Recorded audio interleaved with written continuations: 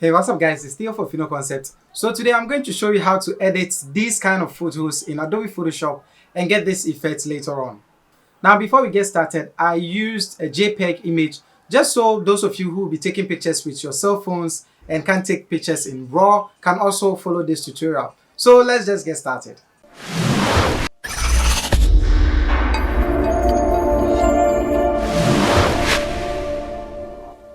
Welcome to Fino Concept. Click the subscribe button and hit the bell icon so you don't miss out on any of our future videos. Alright, so let's go ahead and open up our application. I'm using Adobe Photoshop 2019 and I already have my image imported in here. Now I could have used Lightroom to also create this effect, but it's going to be a lot tougher. That's why I'm using Photoshop instead. Alright, now the first thing we are going to do is obviously create a duplicate of our background. So you can click and drop on the new layer icon or just use Ctrl J. And we are going to filter and click on camera raw filter. I hope you have this. If you don't have this and you're using like CSS, you probably have to get an extension for that. So the first thing I'm going to do is bring back the blues in the sky. So go into calibration, which is right here, and under blue primary, just drag it all the way to the left. Now if you do that, you can see that the colors of the leaves change drastically, and if you take a closer look, you can see that the colors of the clouds also try to move towards the blue color. Let's fit this to screen, and I'm going to increase the saturation. So if I click and drag all the way to the right, you can see we are getting some little bit of blue color in there. Now the next thing is to go into HSL adjustment. So that's the hue, saturation, and luminance. And I'm going to the saturation very quick, and I'll increase the blues over here, or the aqueous and the blues over here. Now I increase these until I'm quite comfortable with what I have. So somewhere around here and somewhere around here should be just fine. And once I have done that too, I also want this blue to be very bluish and not like a purple blue or any of that sort. So I'll go into the aqueous and I'll move it over to about 50 on the positive side, and I'll turn this one down to about -20 on the negatives or the left hand side. So basically this is it for the skies. I think it's looking quite okay. Then the next thing is to go into the luminance, and I'll darken out the blue portions, so the aqueous will come down and the blues will also come down. Now you can see that the moment I do that, I'm getting the blue in here. So depending on how bad you want to see the blue colors, you just turn it down and you're going to get that effect. Now notice that once I do that too, I'm also getting the blues in the water, which is right here. In case you are looking for that look, you can also do that, but in my case I'm not really interested, so just click on OK to comment changes. Alright, so we are already getting the effect. If I turn it off and on, this is what we have. This is looking quite okay. Now the next thing is to create another duplicate, but before that, click on the add layer mask icon to add a new layer mask and grab the brush tool. Now since the layer mask is white, it means if I brush over it with black, it's going to be hiding certain portions. So what I want to do is I want to isolate only the blue colors that I have created. So in my case, I want to actually invert this. So Ctrl I, whilst the layer is selected, the mask layer, not the image itself, the mask layer, hold down Ctrl and press I. So this is going to invert the selection. Now you can see we basically see nothing. So what I'm going to do is I'll flip the colors. So white is going to be the foreground color. You can also use X on your keyboard if you want to do this, and I'll just be brushing over the blue portions. So let me pick a reasonable size for my brush, somewhere around 300, and just brush over the blue areas like so. Now don't worry, because some parts will be going into the leaves. That is okay. It's not going to be that noticeable.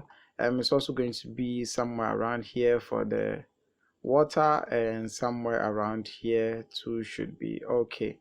So something like this is looking quite nice for me. You can also use X on your keyboard to flip the foreground and background color. So black is going to be hiding them, so I'm going to be hiding a few areas here and over here as well, and I think this is looking quite okay. So if I toggle this off and on, this is what I get. Quite impressive.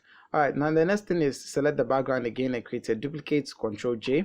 This time around we are also going to be using the camera raw filter, so you can use Ctrl Shift A or just go to filter and click on camera raw filter. Now again, we'll move to calibrations. This time around we are working with the greens, so I'm going to crank the green up to somewhere around here. I want to bring it down so that we get a little bit of yellowish in there, and I can also increase or decrease the saturation. Now if I send this all the way there, everything is going to look greenish, and I don't want that.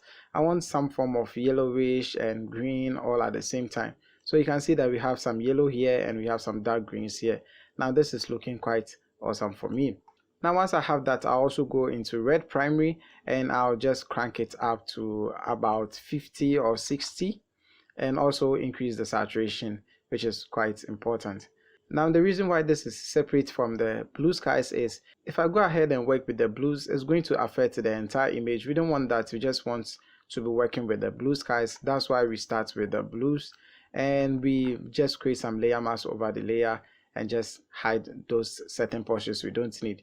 So again, I'll go back into the HSL, and this time around I'll be working with the hue. Since I want a little bit of yellow, I'll go into the greens and I'll turn it to the yellow side, so quite yellowish. So somewhere around -30 should be just fine. You can also go ahead and increase or decrease the saturation, so something like this should also be okay.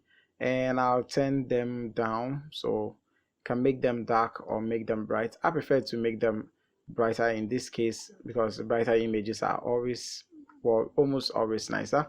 And I'll just comment okay for this. So you can see that this is the effect we get for both of them. The first one is for the sky and the second one is just for what is underneath. Pretty cool. So now that I have everything, I'm going to add in the last effect. That is, I'm going to select everything, hold down Ctrl and press J to duplicate, and I'll merge them up. So you can right click and go to merge layers, or you can use Ctrl A to merge them up. And again, we'll go into camera raw filter, and this time around we'll just be increasing the exposure, because why not, by 0.5, contrast about 5 or 10 depending on how you want your image to look. The highlights, I'll always bring them down so that I can see more of my image, or the blown out areas somewhere around here should be just fine. The shadows, I'll increase it so that I get a little bit of light over at these black portions, so increase that also. And the white is also going to come up. Usually the white is to come down so that it also compensates for the highlight, but I prefer having the white up, and the blacks will also come down so that I don't brighten up all the dark portions in the image. Now if I was using this on a human being, if I had a human being in there, I'll decrease the texture, but since there is none, I'll increase it so that I get more of the texture in there. So not by 100% obviously, by about 10, and the clarity also about 10, and this is looking quite okay. So there are a couple of things you can also be doing for this entire image, but I'll just leave everything like it is now and move over to the calibrations. And this time around I'll just turn this down again for the blues, and I'll increase it, increase the saturation. Somewhere around here should be just fine. The greens, I will also increase the saturation so that it looks a bit vivid. And again, this time around I'll bring the greens over here, and I'll also increase the hue for the red so that everything looks like this. Now there's one more thing I prefer to do, that is under effect. So instead of having a bright image all over, I want to add in something we call vignetting. So under effect, I'll just click on under post crop vignetting. I'll just turn it down by a little bit and just work your way around which style of vignetting you want. What this does is it's going to darken the corners so that people are going to be focusing more on the subject at the center and not the corners like what we had previously. So something around this area is okay. I think I should increase the highlights just a little bit because I'm getting some weird lights over here for the blues. So basically that is it. If you want to try out something like this, this is how I created mine, and you can also try out.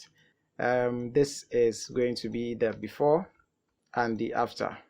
Alright, thank you guys for watching. If you like this video, please give it a thumbs up. If you'd like to watch more of my videos, hit that subscribe button, and as always, don't forget to share with your family and friends. This is Theo for Final Concept, and I'll talk to you guys in the next one.